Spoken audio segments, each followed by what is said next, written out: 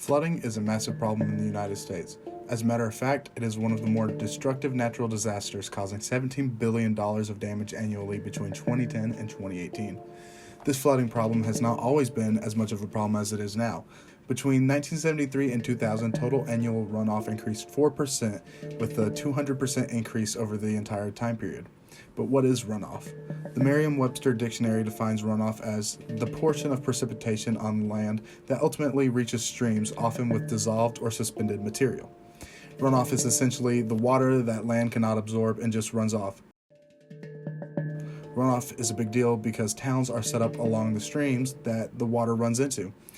When water cannot slowly soak into the ground, it has nowhere to go, so it just sits there causing flooding. You can cause a lot of flooding if you're not careful and don't design it properly.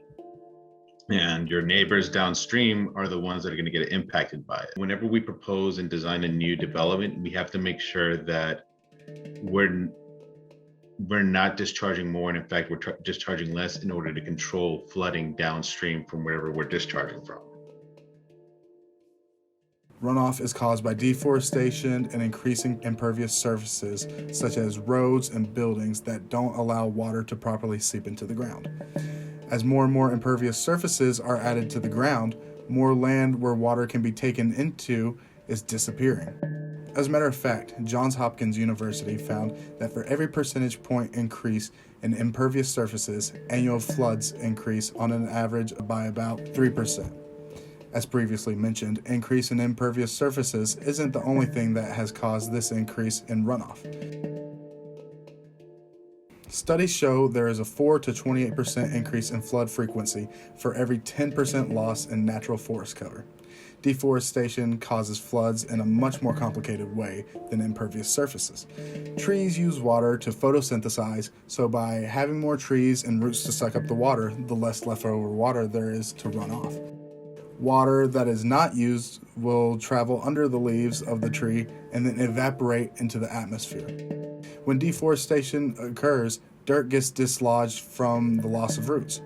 With this soil erosion, the top layer of soil becomes unstable and loses its ability to retain water, creating runoff. There is a wide variety of solutions to the increasing runoff problems. One of the solutions is called BGI, which stands for Blue-Green Infrastructure. Blue-green infrastructure is infrastructure that focuses on blue, water, and greenery.